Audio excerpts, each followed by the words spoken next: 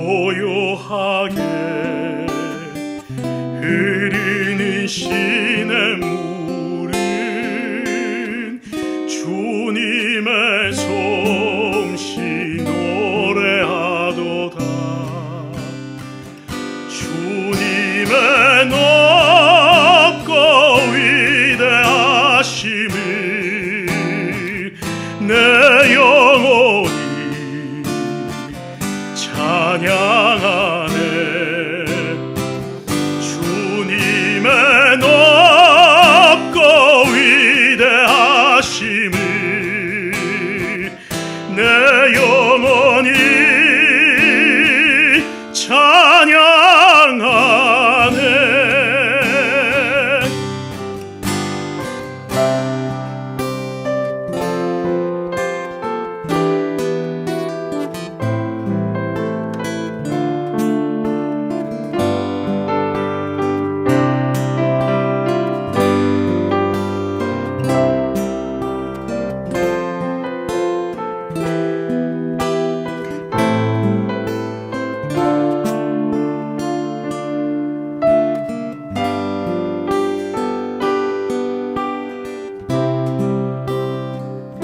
내 주 예수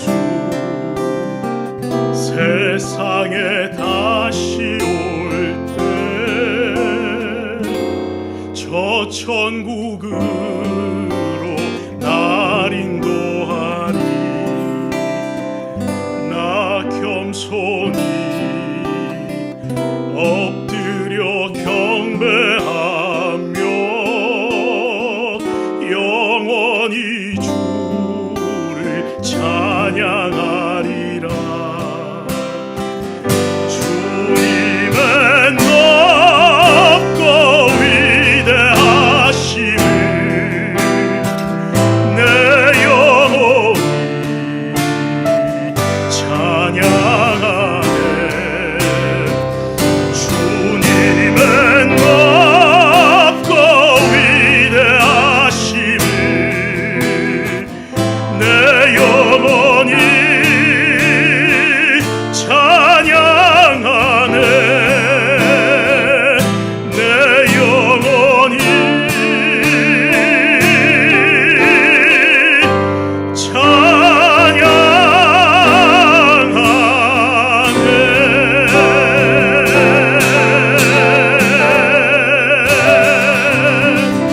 우리 하나님께 영광의 박수 올려드리겠습니다. 아멘.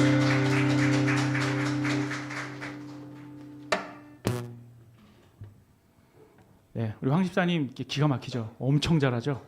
네, 인정받는 성악가입니다. 감사합니다. 이 모든 영광을 하나님께 올려드립니다. 네, 이제 오늘 말씀 제목은 쾌락을 넘어 희락으로라는 말씀으로 우리 함께 은혜를 나누겠습니다. 자, 여러분, 인간들은 우리 누구나 살면서 그 전부터, 그러니까 모태에서부터 일종의 욕구를 가지고 있습니다. 그러니까 모든 인간들은 세상에 나오기 전부터도 어떤 욕구를 가지고 태어난다는 것이죠. 여기에 대해서는 누구나 동의할 겁니다. 그러니까 아이가 태어나자마자 뭐합니까? 살기 위해서 젖을 찾습니다. 젖을 먹어야 되죠. 그것을 충족시켜주지 못하면 아이는 본능적으로 울게 되어 있습니다. 그러니까 자신의 욕구 불만을 이제 울음으로 표출을 하는 것이죠. 그렇게 인간은 자라갈수록 더욱 자신의 욕구를 표현하고 충족시켜 나가는 것입니다. 이런 인간에 대해서 연구한 철학자들은 과거에 계속 있어 왔습니다. 그래서 과거 서양의 몇몇 철학자들은 이러한 욕구가 충족되는 것을 쾌락이라고 정의했고, 또한 그 욕구가 충족되지 못하고 그 반대에 부딪히는 것을 고통이라고 정의했습니다. 그래서 모든 인간들은 욕구가 충족되는 쾌락을 더 많이 느끼고 싶어하고 이것이 지속되는 삶을 행복한 삶으로 이제 칭했던 것이죠. 즉, 쾌락이 곧 행복이 되는 것입니다. 이 얘기는 많이 들어보셨을 거예요. 이게 바로 18세기 영국의 제레미 벤담이라고 하는 철학자를 대표로 하는 공리주의라고 하는 것입니다. 그렇죠? 이 공리주의는 사회가 존속하기 위한 도덕 최고의 원칙은 사회의 행복을 위해서 일반적인 복리를 극대화하는 것이고, 이게 뭐 말이 어렵지만 한마디로 전체적으로 해당 사회 구성원들의 다수가 쾌락을 고통보다 더 많이 느끼도록 하는 것입니다. 그렇죠? 이게 이제 공리주의에서 가장 핵심으로 삼고 있는 것이에요. 이것을 이제 우리는 쉬운 말로 최대 다수의 최대 행복 들어보셨죠? 이렇게 말로 줄여서 설명합니다. 어쨌든 제레미 벤담은 그래서 쾌락과 고통을 수치화시켜서 표현하기까지 했어요. 그것을 이제 수치화해서 계산하도록 만들었고 쾌락의 양과 고통의 양을 서로 측정하고 비교하도록 만들어 놓았습니다. 이것을 이제 양적 공리주의라고 하는 것이죠. 좀 어렵지만 들어보세요. 이게 다 오늘 말씀하고 다 연결이 되는 겁니다. 그러니까 공리라는 말이 공공의 이익이잖아요. 공리니까. 그래서 이것저것 따져봤을 때 공동체 전체가 느끼는 쾌락의 값이 가장 큰 쪽으로 모든 의사결정이 정해지는 것을 말하는 것이죠. 그렇죠? 이것을 이제 효용성이라는 말로 표현을 했습니다. 그래서 공리주의는 다수결을 절대적으로 지지합니다. 뭐가 중요하다고요? 다수결이 중요해요. 공리주의는. 그러니까 다수가 쾌감을 느끼고 쾌락을 느끼고 다수가 행복해하면 그것이 최고의 효용성인 것입니다. 자, 그러면 여러 번 생각해 보십시오. 공리주의에서 자주 제기되는 문제가 있을 수 있습니다. 그것이 뭐겠습니까? 그렇죠. 소수의 의견이 묵살될 수 있다는 겁니다. 제가 극단적인 신뢰를 하나 드릴게요. 5명의 선원이 배를 탄 사람들이죠. 배에서 조난을 당했습니다. 근데 지금 대서양 한가운데 그냥 둥둥 떠다니는 거예요. 조난을 당해서 5명이. 물도 없고 식량도 없어서 이제 모두 죽어가는 지경에 이르렀습니다. 근데 그 중에서 가장 어린 10대 소년의 선원이 한 명 있었는데 이 친구가 이 어른들이 4명은 다 어른이었어요. 이렇게 아무리 목말라도 바닷물은 마시지 말아라. 근데 너무 목마르니까 바닷물을 막 퍼먹은 거야. 이제 말을 듣지 않고 그러다가 어떻게 됐겠습니까? 배탈이 났어요. 배탈이 나서 게다가 이게 점진적으로 계속 밥도 못 먹고 뜨거운 태양빛에 그냥 시달리다 보니까 이질까지 생겨서 이제 곧 죽게 된 것입니다. 그래서 이 소년은 곧 죽게 될 것이고 누가 봐도 죽는 거야 이거는. 나머지 선원들도 너무 이제 극단적으로 이제 배고픔에 시달리니까 며칠 버티다가 죽게 되겠죠. 자, 이때 누군가가 조심스럽게 제안을 합니다. 이 아이는 이제 곧 죽게 될 것이니까 이 아이를 잡아먹고 우리라도 살자. 자, 이런 제안을 누군가 해요. 극단적인 이제 상황에 간 거죠. 이런 제안에 처음에는 이 사람들이 주저주저 하다가 사람이요 극단에 부딪히잖아요. 살아야 되잖아. 결국은 처음엔 반대하다가 이 소년을 다 같이 잡아먹게 됩니다. 그리고서 더 버티게 됐어요. 이 소년을 사람을 먹었기 때문에 어쨌든 이제 더 살게 된 거죠. 그런데 때마침 며칠 후에 지나가던 다른 배가 이걸 발견한 거예요. 그래서 살아나게 됐습니다. 이 4명이 살았어요. 이 사람들은 모두 자국으로 귀환했고 그런데 귀환하자마자 이 사람들은 살인 혐의가 적용되어서 검찰에 기소가 되었고 재판을 받게 되었습니다. 그런데 이 사람들이 다음과 같이 법정에서 주장했어요. 나머지 사람들이 살아남으려면 한 사람의 희생은 어쩔 수가 없었습니다. 그리고 의사를 물어볼 수도 없었어요. 이미 죽어가고 있었기 때문에. 안 그랬으면 우리가 이 소년을 먹지 않았으면 우린 다 죽었을 것입니다. 라고 말했습니다. 하지만 결국 이들은 유죄 선고를 받았습니다. 왜 그렇겠습니까? 공리주의에 대한 반감이 작용한 거예요. 그러니까 다수의 행복을 위해 소수를 억지로 희생시키는 것은 범죄다라는 결론이 내려진 것이죠. 이 사건은 실제로 19세기에 영국에서 있었던 일입니다. 그리고 이 이야기는 마이클 샌들의 정의란 무엇인가라는 책은 아마 거의 읽어보신 분들 많을 거예요. 저는 아주 오래전에 읽었는데 이 책에서 아주 심도 깊게 다루고 있는 내용입니다. 정의란 무엇인가 처음 읽으면 문제 제기 딱 하는 게 이 공리주의부터 문제를 제기하고 그 다음에 쫙 시작을 하거든요. 자, 이런 공리주의의 한계는 공동체 다수의 쾌락 혹은 행복을 위해 소수가 희생당하는 것은 정당한가라고 하는 질문을 남기게 되는 거예요. 우리도 생각하기에 다수가 행복하면 소수가 그러니까 100명이 있는데 90명이 행복해. 그럼 10명은 희생을 당해도 되는 거 아니야? 그러니까 이런 생각을 누구나 할 수 있잖아요. 누구나. 그런데 여기서 이제 그런 질문이 남기게 되는 거죠. 그럼 소수는? 그죠? 그래서 공리주의 이후에 이런 양적 공리주의의 한계를 극복하고자 존 스튜어트 밀이라는 사람은 질적 공리주의로 발전을 하게 됐고 그런데 거기서도 한계가 드러나요. 미국에서는 개개인의 권리를 중시하는 자유지상주의라는 그런 철학 학파가 나오게 됐어요. 자, 제가 말씀드린 게 뭐냐면 공리주의에서 시작해서 사람들은 진짜 인간의 행복을 위해서 우리가 무엇을 추구해야 되는가 라고 하는 그런 개선해 나가는 방식으로 지금까지 발전해 왔고 여전히 개선의 노력을 하고 있는 것으로 보입니다. 그래서 철학부터 시작해서 모든 사회, 문화 그리고 정치, 경제가 계속해서 변화를 거쳐왔어요. 그리고 지금에 이르는 것입니다. 하지만 근본적으로 인간의 욕구를 어떻게 완전히 해소할 것이냐에 대한 대답은 아직 찾지 못한 것 같습니다. 아니, 그 전에 인간의 욕구가 무엇인지에 대한 근본적인 물음에 대한 대답도 완전히 찾지 못했어요. 도대체 욕구라는 게 있는데 사람들마다 다르고 도대체 그 욕구라는 게 뭐냐는 거예요. 원함, 욕구라는 게. 경제학에서는 어떤 메슬로라는 사람이 주장한 인간의 5대 욕구 이런 게 있었는데 그것도 완벽한 해답이 아니에요. 빈부간의 그래서 여러분 이 자본주의의 폐해를 극복하기 위해서 1800년대 후반에 어떤 주의가 나왔어요? 마르크스부터 나온 공산주의, 사회주의 사상이 그래서 나온 거란 말이에요. 그죠? 빈부간의 격차가 발생되고 자본가와 노동자의 불평등이 너무 컸잖아요. 그러니까 그걸 해소하기 위해서 사회주의 어떤 이론을 냈죠. 사실 그 전에도 있었는데 마르크스가 이제 좀 극단적인, 급진적인 사회주의 사상을 냈죠. 그런데 그것도 사실은 자본주의에 대한 열등감에서 시작된 거죠. 그리고서 100년이 거의 흘렀습니다. 1800년대 후반부터 그것을 실제로 국가에서 실현되려고 했던 나라들도 있었어요. 소련 같은 경우, 유럽에서 특히 있었죠. 동구권 다 어떻게 됐습니까? 끝났어요. 다 망했다고. 공산주의, 사회주의는. 그죠? 제가 왜 이런 윤리학 기초에서 나올 법한 내용을 왜 말씀드리냐면 우리 인간의 육신적인 욕구들이 완전히 해소가 되면 그러면 인간은 진정으로 행복해지는가? 라고 하는 원론적인 질문을 제기하기 위해서입니다. 그래서 인간 세상 속에서는 그렇게 많은 철학자들이 고매한 사상을 연구해내고 이렇게 하자 저렇게 하자 이게 맞다 저게 맞다 정치, 경제, 사회, 문화, 철학, 과학 이런 여러 가지 분야에서 엄청 노력을 해왔단 말이에요. 그런데 정말 인간은 행복해졌는가 말이지. 그렇죠? 제가 이 질문을 던지는 것은 우리 그리스도인들도 행복해야 될 거 아닙니까? 우리가 불행해야 됩니까? 행복해야 되잖아요. 그러면 진짜 행복이 뭐냐는 거예요. 진짜 사람들이 원하는 욕구라는 것이 무엇이고 행복이라는 것이 무엇이냐. 여러분 우리 그리스도인이라고 해서 맛있는 음식 먹지 말라는 법 없죠. 맛있는 거 먹어야 될 거 아니에요. 제철 음식 먹어야 되고. 그렇죠?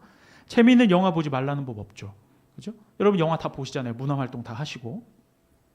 누구나 다 또 여기에는 또 어르신들도 있고 또 다 자녀들이 있는 분들도 계신데 여러분 다 자식들이 사회에서 잘 되고 싶고 어느 정도 사회적인 위치에 올라가고 싶어 하지 자녀가 안 되기를 원하는 부모가 어디 있겠습니까? 그죠? 그러니까 자녀가 잘 되는 게 나에게는 행복이나 어떤 욕구의 만족이 될 수도 있는 거죠. 그죠? 그리고 사실 경제적인 부분에서 지금 자본주의 사회 속에서는 경제적인 부분에서 사람들이 많이 욕구 불만을 가지고 있습니다. 여기에서 자신이 가지고 있는 부나 아니면 물질 때문에 행복하고 만족해하는 분 계십니까? 늘 욕구 충족보다는 욕구 불만을 가지고 계시잖아요. 그죠? 훨씬 많습니다. 이 세계 속에서. 그리고 물질 때문에 오는 고통이 해결되기를 원하는 분들이 더 많지 이 많은 물질을 어떻게 쓸까를 고민하는 분은 많지는 않은 것 같아요. 그죠? 그래서 우리는 저도 우리 가정들도 다 가난하게 살았기 때문에 너무 아시겠지만 우리 어르신들도 있지만 이 물질 문제만 해결되면 정말 주님의 일을 잘할 것 같고 그래 왔단 말이에요. 저도 그렇게 생각되고 지금도 그런 마음이 조금 있긴 해요. 내가 이런 문제만 좀 해결되면 우리 교회가 조금은 더 이런 마음들이 다 있단 말이지. 그러면 제가 여기서 질문을 하지 않을 수 없습니다. 그러면 우리 그리스도인들의 그런 물질적인 욕구, 그런 필요나 아니면 어떤 어려움들이 다 해소가 되면 진짜 모조리 다 극복이 됐고 뭔가 막 더 충족하게 됐어. 그러면 우리의 삶은 여유가 생기기 때문에 주님께 더 전적으로 헌신하고 교회 공동체의 일을 모두 도맡아서 할 수 있겠느냐. 사람들 그런 말들 많이 하잖아요. 우리 대형교회에서도, 제가 나고 자란 한국 중앙교회에서도 많은 어른들이 어려움 겪고 있는데 기도하실 때마다 주님이 물질 문제만 해결되면 제가 수요일날 수요 예배도 나오고 이런 헌신도 하고 저런 헌신도 하고 그러느냔 말이지. 근데 그러지 않더라는 거예요. 자기가 더 풍족하게 되면 놀러 가야 되잖아. 그 돈 쓰러. 골프 치러 가야 되잖아요. 그래서 주일날 아침 일찍 일부 예배 드리고 자기는 일부 예배 드린대. 왜? 골프 치러 가야 돼서. 이런 분들 많이 있지 않습니까? 그런데 전혀 그렇지 않다라는 거죠. 이런 욕구가 해소되면 주님께 더 헌신하고 더 뭔가를 할 줄 알았는데 진짜 그렇게 됐는데 그게 안 되더라는 거예요. 성경은 이러한 욕구의 해소, 즉 세상적인 문제와 갈등들의 해소가 하나님을 향한 우리의 헌신을 종용하지 않는다라는 것을 이미 증명했습니다. 고린도전서 10장 1절에서 5절 말씀이 이렇게 말하고 있습니다. 형제들아, 나는 너희가 알지 못하기를 원하지 아니하노니 우리 조상들이 다 구름 아래에 있고 바다 가운데로 지나며 모세에게 속하여 다 구름과 바다에서 세례를 받고 다 같은 신령한 음식을 먹으며 다 같은 신령한 음료를 마셨으니 이는 그들을 따르는 신령한 반석으로부터 마셨음에 그 반석은 곧 그리스도시라. 그러나 그들의 다수를 하나님이 기뻐하지 아니하셨으므로 그들이 광야에서 멸망을 받았느니라. 자, 여러분, 출애굽 백성들을 생각해 보면 이들은 광야에서 온갖 기적을 체험했어요, 안 했어요? 온갖 기적을 체험했단 말이에요. 배고픔 해소됐어요, 안 됐어요? 됐다니까요. 갈증 해소됐어요, 안 됐어요? 됐어요. 여러분, 우리가 사우디아라비아의 광야를 한번 생각해 보시란 말이야. 아무것도 없어요. 하루도 못 견뎌요. 다 죽는단 말이야. 근데 60만 명의 백성들이 40년을 먹고 살았어요. 기적 아닙니까? 그런데 그들의 극단적인 요소들이 모두 다 해결이 됐는데, 근데 이들이 하나님께 보였던 반응이 무엇이었습니까? 결국 불순종이었어요. 불신과 불순종. 가나안 땅을 바라보고 있는 가데스 바네아에서 12정탐꾼 중에 10명이 불순종한 거죠. 하나님께서는 분명히 들어가라. 그들은 너희의 밥이다. 그런데 그들 육신의 눈으로 본 거야. 봤더니 뭐가 있어요? 거기 안악자손이 있는 거야. 세상에 센 놈들이 있는 거야. 쫄은 거죠. 우리는 안 돼. 우리 기독교는 다 망했어. 세상에 이렇게 잘 돼가는 사람들 봐봐. 우리는 안 돼. 그런데 거기서 2명은 그렇지 않다. 들어가란 말이지. 하나님께서 가라 그랬잖아. 여호수아와 갈렙은 거기에서 통탄해하며 왜 안 들어가냐고 말이지. 하지만 그 10명은 우리는 못해. 불순종하게 된 것이죠. 그래서 하나님께서는 다수를 하나님이 기뻐하지 아니하시다라고 말하는 것입니다. 욕구가 해소된다고 해서 모두 하나님께 순종하는 것이 아니라는 거예요. 성경은 오히려 이러한 욕구를 충족하는 것에 몰두하는 삶이 무엇인지에 대해서 신약 성경은 이렇게 말하고 있습니다. 에베소서 2장 2절에 3절입니다. 그때 너희는 그 가운데서 행하여 이 세상 풍조를 따르고 공중의 권세 잡은 자를 따랐으니 곧 지금 불순종하는 아들들 가운데서 역사하는 영이라. 전에는 우리도 다 그 가운데서 우리 육체의 욕심을 따라 지내며 육체와 마음에 원하는 것을 하여 다른 이들과 같이 본질상 진노의 자녀였더니. 자, 에베소서에 의하면 방금 얘기한 공리주의가 추구하는 최대 다수의 최대 행복은 철저하게 육신의 욕심을 최대 다수가 따르게 되는 것이고, 최대 다수가 마음에 원하는 것을 추구하는 게 되는 것이죠. 맞지 않습니까? 너는 그 가운데서 이 세상 풍조를 따르고, 풍조가 뭡니까? 많은 사람들이 휩쓸려가는 거잖아요. 그런데 그렇게 휩쓸려가는 것이 성경은 자기 소견에 옳은 것이다, 그렇게 행하는 것이다라고 말하는 것이죠. 그죠? 그러면 그렇게 세상 풍조, 내가 원하는 욕구, 내 욕구를 충족시키고 자아를 실현시키기 위해서 세상에서 아둥바둥 살아가는 것을 성경은 뭐라고 얘기하냐면 본질상 진노의 자녀라고 말하는 겁니다. 이러한 모습을 우리는 성경에서 많이 볼 수 있는데 사사시대가 바로 그랬던 거죠. 그렇죠? 사사기 21장 25절 이렇게 말합니다. 이 억구가 계속 반복되죠. 아시겠지만 그때 이스라엘의 왕이 없었으므로 사람이 각기 자기의 소견에 옳은 대로 행하였더라. 다 지가 옳대. 이 세상 사람들 한번 보십시오. 똑똑한 사람들, 공부 많이 한 사람들, 경험한 사람들 보면 다 지 말이 맞대. 자기 소견에 옳은 대로 행하는 것 아니겠습니까? 우리는 다 내 생각이 옳다 하지라도 우리는 성경에 다 맞춰 생각하죠. 여기 계신 분들 다 그렇게 생각합니다. 우리 목사님부터 우리부터 우리 성도님들까지 내 생각이 이렇다 할지라도 성경이 뭐라고 하는지 보잖아. 세상 사람들은 그렇지 않습니다. 다 지가 맞대. 디모데전서 6장 7절 10절 이렇게 말합니다. 우리가 세상에 아무것도 가지고 온 것이 없음에 또한 아무것도 가지고 가지 못하리니 우리가 먹을 것과 입을 것이 있은즉 족한 줄로 알 것이니라. 부하려 하는 자들은 시험과 올무와 여러 가지 어리석고 해로운 욕심에 떨어지나니 곧 사람으로 파멸과 멸망에 빠지게 하는 것이라. 여기가 중요해요. 돈을 사랑함이 일만 악의 뿌리가 되나니 이것을 탐내는 자들은 미혹을 받아 믿음에서 떠나 많은 근심으로써 자기를 찔렀도다. 돈 때문에 근심하는 것, 많으나 적으나 돈 때문에 근심하는 것이 일만하게 뿌리가 되는 것입니다. 자, 돈을 사랑하는 것은 돈이 많은 사람만 사랑하는 게 아니에요. 여러분 분명히 아셔야 돼요. 아주 찢어지게 가난한 사람이 뭘 욕구가 채워지길 원해요? 돈의 욕구가 채워지길 원한다고. 그런데 그걸 뭐라 그러는 거야? 돈을 사랑하며요. 되게 비참하게 들리잖아. 아니, 돈이 없어서 힘들어 죽겠는데 그게 지금 위로는 받지 못할 망정 성경은 그 돈 없어갖고 돈에 전전 근거하고 돈만 바라보고 이것만 해결되면 이러고 있는 걸 돈을 사랑하는 것이라고 표현하는 것입니다. 그러니까 있는 놈들만 돈을 사랑하는 게 아니라는 얘기예요. 우리가 이걸 분명히 알아야 돼요. 없는 사람들도 돈을 사랑한다니까. 성경은 우리가 빈손으로 왔고 빈손으로 간다라고 말합니다. 그죠? 또한 욕구 충족의 대표적인 매개체인 돈을 사랑함이 일만하게 뿌리가 된다라고 말하고 있습니다. 자, 그러면 성경은 우리 보고 어떻게 살라는 거냐?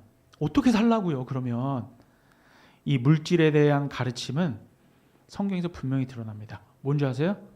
딱 한마디면 끝납니다. 현재 있는 것을 족한 줄 알라. 이거예요. 현재 있는 것을 족한 줄 알라. 이게 가장 중요한 가르침입니다. 그러니까 있는 자들이나 없는 자들이랑 마찬가지예요. 현재 있는 것을 족할 줄 아는 그런 마음 가운데 성령으로 말미암아 생기잖아요. 그때부터 시작돼요. 그때부터 물질적 어려움을 겪지 않습니다. 이게 진짜예요. 이거는 여러분 경험해 보시기 바라요. 내가 지금 있는 거에 만족합니다라고 시작하면 그때부터 하나님께서 몰라요. 부어질 수도 있어요. 자, 여기까지가 서론입니다. 여기까지가 서론이고 오늘 말씀으로 빨리 들어갈게요. 오늘 말씀 디모데후서 3장 1절을 보니까 말세에 고통하는 때가 이른다라고 말합니다. 고통하는 때 언제입니까? 무엇을 의미하는 것 같아요? 여기서 이제 NIV 성경을 보니까 이 고통하는 때를 terrible times라고 말하고 있습니다. 끔찍한 시간들이라는 거지. 그죠? 그럼 왜 끔찍한 시간이냐? 그 이유가 바로 2절에서 5절까지 말하고 있는 것들입니다. 자, 2절부터 이제 5절까지 보면 부정적인 얘기들이 계속 나오거든요. 그 중에서 여기에서 사랑이라는 단어가 4번이나 나와요. 여러분 헬라어로 사랑이라고 하면 뭐 아가페도 있고, 그죠? 에로스라는 것도 있는데 또 다른 사랑이라는 표현이 있다. 그게 뭡니까? 그게 필레오라는 거예요. 필로, 필라, 필레 이렇게 접두사로 쓰일 때는 변형이 되거든. 이것이 바로 사랑 혹은 호감을 뜻하는 필로, 필라, 필레 이런 말이 4번이나 나온다는 겁니다. 여러분 우리 교회 이름이 뭐예요? 필라델피아죠. 필라가 사랑, 델피아는 델포스, 형제의 변형된 거예요. 그러면 우리 교회는 무슨 교회일까요? 형제 사랑 교회인 거예요. 있죠? 어쨌든 자, 이제 말세의 끔찍한 시간들에는 사람들이 무엇을 사랑하는가? 그래서 오늘 본문은 이렇게 말하고 있습니다. 제가 띄워달라는 거 한번 띄워주세요. JPG 파일.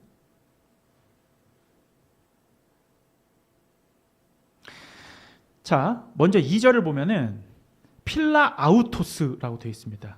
즉 자기 자신을 사랑하는 거죠. 그죠? 예, 화면 제가 어제 올려드린 거. 네, 첫 번째 필라 아우토스, 자기 자신을 사랑한 겁니다. 아우투가 주격 나를 말하는 거니까 영어로 하면 I를 뜻하는 거예요. 필라 아우토스, 자기 자신을 사랑. 그 다음 필라 알구로스, 돈을 사랑하는 거죠. 그죠? 그리고 4절을 보면 필레도노스, 쾌락을 사랑하는 것입니다. 그런데 이렇게 자기 자신을 사랑하고 돈을 사랑하고 쾌락을 사랑하는 것을 누구보다 더 사랑하는 거라고요? 필로데우스, 하나님을 사랑하는 것보다 더 위로 여긴다는 겁니다. 그런데 이런 때가 어떤 때라고? 이런 때가 1절에 고통하는 때라 그랬잖아요. terrible times라고. 그러면은 지금이 어떤 때예요? 사람들이 자기 자신을 사랑하고 자아를 사랑하잖아요. 자기를 그렇게 사랑해. 자기를 가꿔야 되고, 난 이럴 때 뭘 먹어줘야 되고, 이럴 때 난 뭘 해야 되고, 이땐 여행을 가줘야 되고, 그죠? 돈을 사랑하고, 그게 뭘 사랑하는 거예요? 쾌락을 사랑하는 거죠. 근데 세상 사람들은 그것을 덕으로 여기고 그것을 선으로 여깁니다. 맞아요, 아니에요? 이러한 때가 근데 성경은 무슨 때라고 말해요? 고통하는 때라니까. 끔찍한 시간들이라고요, 성경은. 자기 사랑 그리고 나의 욕구를 충족시키는 것이 승하고 그것이 이 세상에 관영할 때를 성경은 고통하는 때라고. 그러니까 하나님 사랑하는 것보다 그런 것들을 더 사랑하게 되면 그게 고통의 시작이라는 것입니다. 그러니까 고도로 발전된 형태의 자기 사랑이 존재하는 거예요. 제가 이미 공리주의에서 설명드렸다시피 인간 행복의 기준을 쾌락의 극대화에서 찾아했던 것이 세속 철학의 시작이죠. 물론 공리주의 이후에 공동체가 평등하고 균등하게 행복하기 위해서는 어떻게 해야 되냐. 그래서 제가 아까 얘기했듯이 사회주의, 공산주의 이론이 나오고, 근데 그게 실패했죠. 왜냐하면 인간이 그렇게 선하지가 않거든. 누가 자기가 열심히 일해가지고 사람들한테 공평하게 분배가 되길 원하냐고. 그게 이게 잘못된 이상향이지. 그래서 공산주의가 망한 것 아니겠습니까? 당에서 그것을 다 수거해가지고 공평하게 나눠줘야 되는데 그게 됩니까? 당에 있는 놈들이 다 헤쳐먹은 거 아닙니까? 북한을 보세요 지금. 그런데 그걸 따라 가져가는 사람들이 있으니 통탄할 노릇이지. 그렇지 않아요? 자, 여러분, 사실상 이렇게 철학적으로나 아니면 세상적으로 이런 어떤 논의들이 계속 되어 왔지만 사실상 21세기가 시작된 그리고 지금 24년이나 지난 지금 여러분 공동체와 사회의 균등한 행복은 점점 더 멀어져 가는 것만 같죠. 그죠?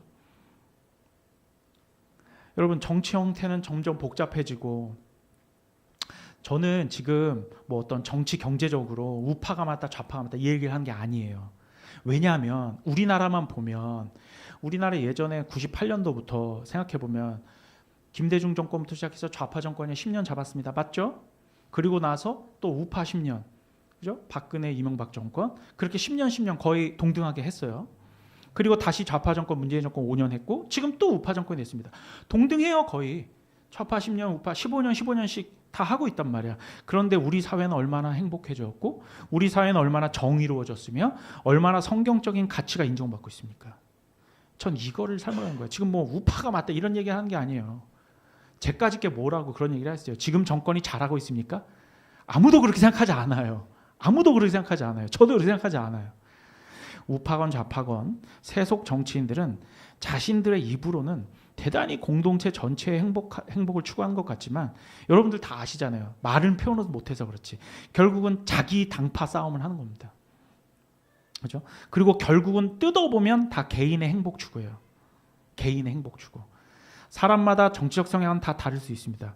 그리스도인 중에서도 좌파도 있고 우파도 있어요. 당연히 그래야 돼요. 왜냐하면 한쪽으로 완전히 치우치면 이상한 집단이 되어버립니다. 우리가 무슨 뭐 태극기 부대가 우리 교회가 되겠습니까? 그러면 이상한 집단이 돼버려요. 좌파도 있어야 됩니다. 우파도 있어야 되고. 저는 좌우 견제와 균형이 잘 맞춰진다는 생각이에요. 왜냐하면 어떤 한쪽의 정치 세력이 하나님 나라를 이루어가는 게 아니기 때문입니다. 그죠? 우파적인 생각을 가진 사람들이 모여 있으면 거기가 하나님 나라가 돼요? 말 같지도 않은 소리예요. 좌파 세력에서 다 평등하자, 우리 다 균등한 삶을 살자.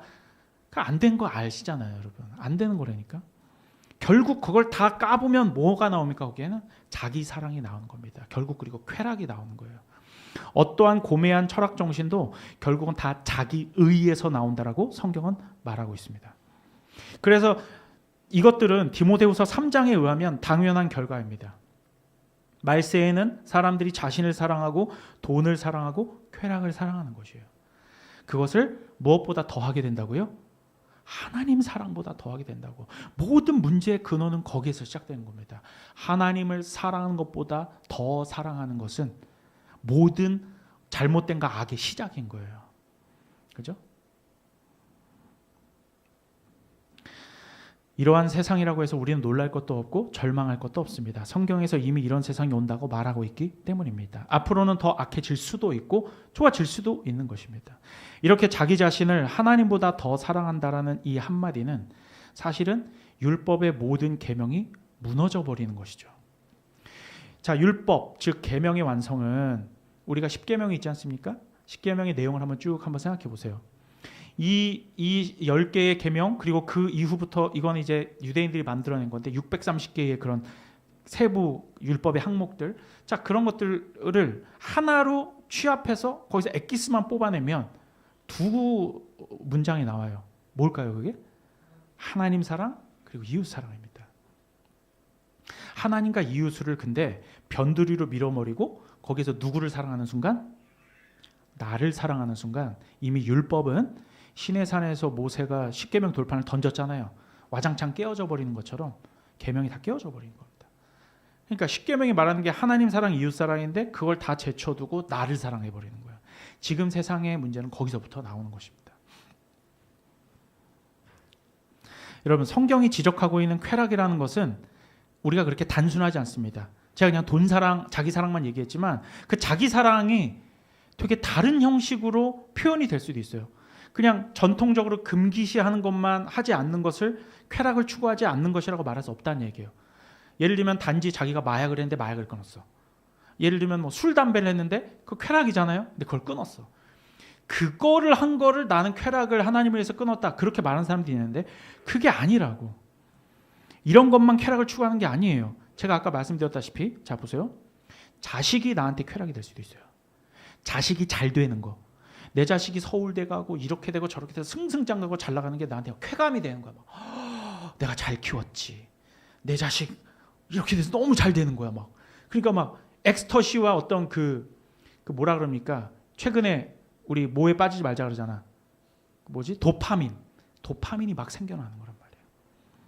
여러분 그런 것도 자식 사랑을 가장한 자기 쾌락이 될 수 있어요.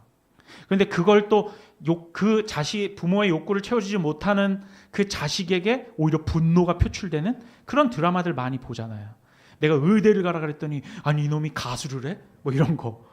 자기 사랑이란 말이야. 사실은 자식 사랑하는 게 아니고. 여러분 그런 거 다 쾌락입니다. 결국 자기를 부정하지 않고 자기를 사랑하는 모든 것이 다 쾌락인 거예요. 심지어는 공부하는 것이 쾌락이 될 수도 있습니다. 저는 이제 유학을 하다 왔으니까 거기에서 저는 머리가 따라가지도 못할 만큼 똑똑하신 목사님들, 그래서 박사학위까지 아주 꿈나무대까지 받으면서 하신 분들도 있었어요.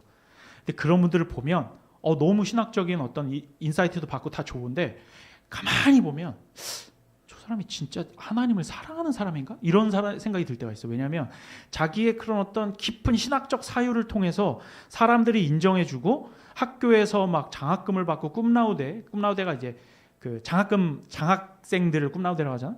그런 거 받는 사람들 막 그런 거를 자기가 막 내가 한국에 가면 막 이렇게 얘기하는 분들, 공부가 자기 사랑이 되는 거예요. 공부가 자기 사랑이 된다고. 그러니까 하나님보다 더 사랑하는 것은 전부 다 쾌락입니다. 자식이 됐건 공부가 됐건 직장이 됐건 내 일이 됐건 여러분 착각하시면 안 돼요. 내가 지금 열심히 살아가고 있고 자식 잘 키우고 있고 내가 일을 열심히 하고 있어. 그거 다 너 위해서 하는 거잖아. 하나님 영광 위해서 하는 거라고? 아니잖아. 하나님 영광 위해서 한다고 자기 자신을 잘 돌아보시라는 얘기예요. 그러니까 우리가 생각하는 쾌락이라는 이 말에 대해서 다시 한번 생각해 봐야 된다는 거예요. 난 잘하고 있는 것 같은데 알고 봤더니 그건 하나님을 사랑하는 게 아니었던 겁니다. 여러분께서 어떠한 사람이 되어서 내가 하나님께 영광을 돌리겠다? 그런 거 하나님께서 원하신 것이 아니란 말입니다. 성경을 찾아보세요. 내가 자신의 열심으로 내가 남들보다 더 비교 우위를 차지해서 내가 더 공부해서 내가 의사가 되어서 내가 변호사가 되어서 나 알고 봤더니 크리스찬이었어. 근데 열심히 공부해서 내가 이 위치에 올라왔어. 나 기독교인이야. 그럼 세상 사람들이 우와 박수 치면서 나도 그러면은 기독교 믿으면은 나도 저만큼 공부 잘 될 수 있는 거야? 사람이 그런 방식으로 생각하게 되잖아요. 그것은 고지론입니다. 엄밀한 의미에서 하나님께 영광을 돌리는 것이 아니에요. 그렇죠? 이런 것들을 복음 전파라고 생각하는 사람들이 있다니까 그렇지 않습니다. 어떤 뭐 미식축구 선수가 요한복음 3장 16절을 써놓고 했더니 막 엄청 잘해 운동을. 여러분 그럼 제가 반대로 얘기해 볼게요. 그럼 그거 지우고서 운동했을 때 안 되면 이거 요한복음 3장 16절 이거 안 써놓고 해가지고 내가 못한 거야? 그 논리가 그런 식으로 될 수 있다니까. 단순하지가 않아요. 우리의 그 신앙이라고 하는 것은. 그건 기독교가 아닙니다. 그건 그냥 하나님의 영광을 가장한 자기 자랑일 수가 있어요. 그것이 곧 쾌락입니다. sensual pleasure라고. 그렇다면 하나님 나라에서는 이제는 분위기를 바꿔서 하나님 나라에서는 세상에서 말하는 쾌락과 같은 종류는 아니겠지만 흔히 말해 세상적 쾌락에 필적할 만한 그런 좋은 것이 그럼 우리 성경과 우리 하나님 나라에는 없는 것이냐? 없겠어요? 있습니다. 더 지금 세상에서 추구하는 쾌락보다 더 좋은 것이 있어요. 그것을 성경에서는 성령 안에서의 기쁨, 곧 희락이라고 하는 것입니다. 옛날에 걸그룹 중에서 이런 걸그룹이 있었어요. 카라라는 걸그룹이 있었잖아요. 아십니까? 그 카라가 바로 기쁨이라는 뜻이에요. 헬라어로. 헬라어를 모티브로 한 건지 모르겠어요. 어쨌든 성경에서 말하는 카라는 엄청난 말입니다. 이거는 세상이 받을 수 없는 희락이고 기쁨인 것이에요. 로마서 14장 10절 희락을 이렇게 말합니다. 하나님의 나라는 먹는 것과 마시는 것이 아니요 오직 성령 안에 있는 의와 평강과 희락이다. 자, 하나님의 나라를 정의할 때 바실레이아 투세우 하나님 나라를 정의할 때 그곳에 가득 차 있는 것이 지금 세 가지라고 합니다. 그죠? 성령 안에 있는 이 세 가지 그게 뭡니까? 의, 그죠? 디카이오스네. 그리고 평강 뭐예요? 에이레네.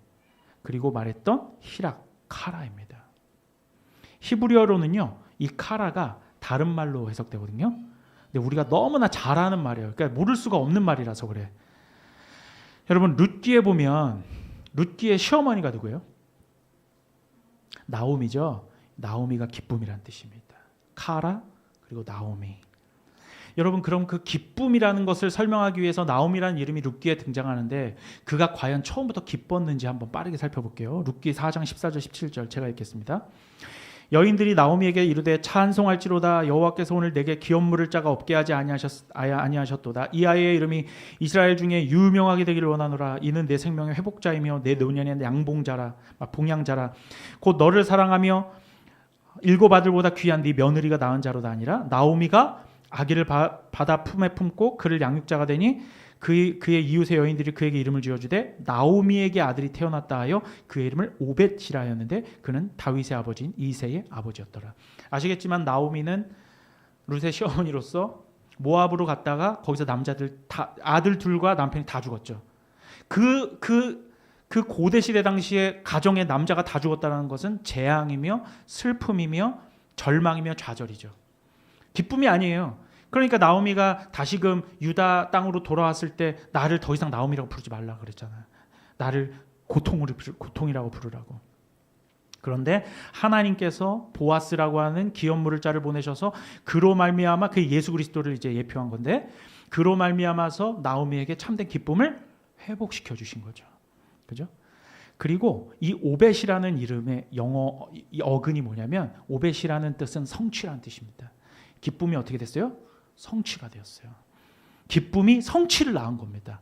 결국 그 오벳으로부터 누가 나와요?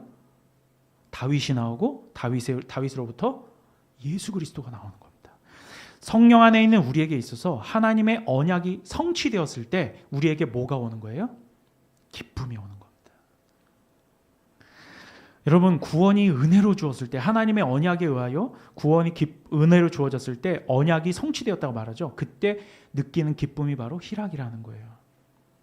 하나님의 언약 성취와 희락이 어떻게 밀접하게 연결이 이렇게 되어 있다는 겁니다. 그러니까 하나님의 언약의 성취가 결국 구원으로 귀결되었기 때문에 그 구원은 우리에게 기쁨이 되는 것이죠.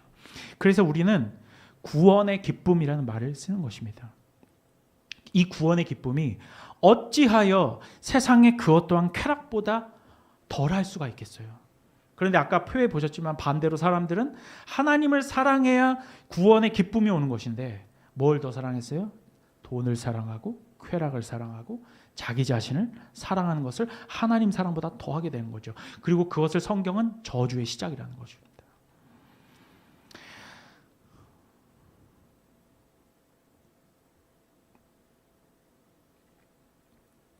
여러분, 성경은 세상의 기쁨은 우리에게 궁극적인 기쁨을 줄 수 없다라고 말합니다. 진짜 희락은 언약의 성취, 즉 구원으로 말미암는 기쁨이 최고의 기쁨인 것이에요. 이것이 정말 뜬구름 잡는 이야기처럼 들릴 수 있겠지만 그렇지 않습니다. 이 구원의 기쁨을 우리 생활 속에서 현실화하고 체득해 나가는 것이 그리스도인의 삶이라고 하는 것입니다.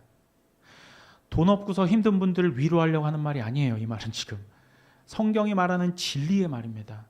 세상에서 지금 돈을 많이 벌어서 정말 남부럽지 않게 그렇게 넉넉하게 살아가는 것을 자기 위안으로 삼는 사람들을 부러워하지 말라라는 거예요. 왜냐하면 그 부러워함으로부터 오는 돈을 사랑함으로부터 우리의 저주와 비극이 시작되는 거니까요.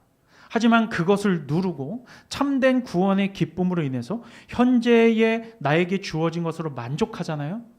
그러면 하나님께서 그걸 보시고 드디어 이 친구가, 이 영혼이 돈으로부터 자유하구나. 그때는 우리가 집중하고 막 그렇게 아둥바둥했던 그 돈으로부터 내 모든 관심이 멀어졌기 때문에 그때는 하나님께서 돈을 채워주실 거예요. 제가 그렇기 때문에 하나님이 채우신다는 말하는 겁니다. 돈에 집착하면 집착할수록 하나님은 채워주시지 않아요. 왜? 그러면 돈을 더 붙들기 때문이에요. 근데 그걸 놔버리잖아요. 알아서 하십시오, 주님. 죽든지 살든지 다 주님 뜻대로 하옵시고 나는 주님만 바라보고 오직 경주만 딱 주님만 바라보고 가겠습니다. 그랬더니 그 뒤부터 모든 문제가 다 해결됩니다. 그런 경험들을 우리 선교사님도 하셨고 우리 가족들도 했고 우리 많은 성도님들이 해나가고 있는 거예요. 여러분, 우리 필라델피아 교회는 세상적인 쾌락이 아니라 구원의 기쁨이 그리고 희락이 넘쳐나야 되는 그런 공동체가 되어야 되겠습니까? 되어야 되겠습니다. 모든 세상의 쾌락을 버리고 나 자신을 사랑하는 것을 버리고 참된 희락으로 이 세상으로 나아가야 하는 것이 바로 우리 공동체인 것입니다. 그리고 이렇게 성령 안에서 의와 평강과 희락이 넘치는 상태를 성경은 뭐라고 하냐면 이 의와 평강과 희락이 넘치는 상태를 성경은 경건이라고 합니다. 여러분, 경건하십니까? 조용하고 무게 잡는 것이 경건이 아닌 거예요. 진짜 영적 경건은 바로 이러한 세상의 쾌락을 내려놓고 구원의 은혜로 말미암은 의와 평강과 희락으로 성령이 충만한 상태, 그걸 경건이라고 한다는 것입니다. 이러한 기쁨이 그래서 우리가 예배 드릴 때 특별히 우리가 뭘 하나님께 올려드려요? 찬양을 올려드리잖아요. 그럼 찬양의 이유가 어디서 오냐는 말이에요. 바로 이 구원의 기쁨으로부터 찬양이 넘쳐 나오는 것입니다. 그러한 기쁨이 때로는 이제 하나님께 울부짖고 부르짖는 그런 기도로 올려질 때도 있는 것이죠. 그래서 찬양과 기도가 중요한 것입니다. 말씀을 마치겠습니다. 하나님께서는 우리에게 의와 평강과 희락을 주셨습니다. 하나님의 나라가 희락을 상실하면 곧바로 지옥이 되는 거예요. 꼭 기억하십시오. 여러분, 돈을 사랑하면 일만하게 뿌리입니다. 돈은 필요하고 열심히 벌어야 되는 게 맞아요. 그걸 완전히 무시하고 무슨 누굽니까? 내려놓은 뿐만 아니라 그 스님 있잖아요. 왜? 무소유 그래 무소유. 근데 알고 봤더니 풀소유였잖아. 그죠? 알고 봤더니 풀소유였잖아요. 무소유가 성경적인 개념이 아니란 얘기예요. 성경은 돈을 이용하라고 말하지 버리라고 말하진 않아요. 하나님께서 주시면 아멘 하고 받고 그걸 쓰시면 됩니다. 자, 이렇게 주님께서 하나님의 언약을 성취하시면서 허락하신 참된 구원의 기쁨을 회복하시고 이 희락으로 성도가 함께 교제하며 나 자신을 사랑하는 것과 돈을 사랑하는 것과 쾌락을 사랑하는 것에서 벗어나 하나님을 사랑하는 우리 모든 필라델피아 교회의 하나님 백성들 되시기를 우리 주님의 이름으로 간절히 축원합니다. 기도하겠습니다. 거룩하신 하나님, 주께서 사랑하시는 우리 필라델피아 교회 성도님들, 주의 택한 백성들과 함께 주의 말씀을 살펴보았습니다. 오늘 주신 말씀 속에서 세상적 성취로 인한 쾌락을 버리고 다만 주님 주신 것에 만족하고 오히려 우리 생활 속에서 구원의 기쁨과 감격을 누리며 살아가는 주의 백성들 될 수 있도록 인도하여 주시옵소서. 감사드리며 예수님의 이름으로 기도드립니다. 아멘. 찬송가 292장 1절과 4절만 우리 찬양하고 마치겠습니다.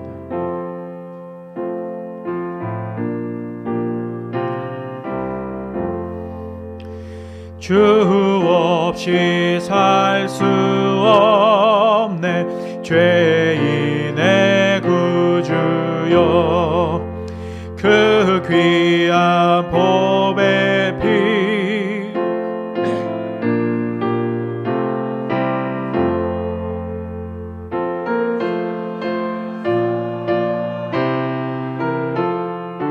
리신 보혈이 내 소망 나의 위로 내 영광 됩니다. 4절입니다. 주 없이 살 수 없네. 세월이 흐르고 이 깊은 고독 속에 내 생명 끝나도 사나운 풍랑일 때 날 지켜주시니 내 곁에 계신 주님 늘 힘이 됩니다. 아멘. 지금은 우리 주 예수 그리스도의 은혜와 아버지 하나님의 극진하신 사랑하심과 성령의 감화, 충만, 교통, 내주 그리고 역사하심이 세상의 쾌락을 버리고 주님께서 주시는 참된 희락을 누리며 살기 원하는 예배에 참석한 모든 주님의 백성들 위해 지금부터 영원토록 함께 하시기를 우리 주 예수 그리스도의 이름 받들어 간절히 축원하옵나이다. 아멘.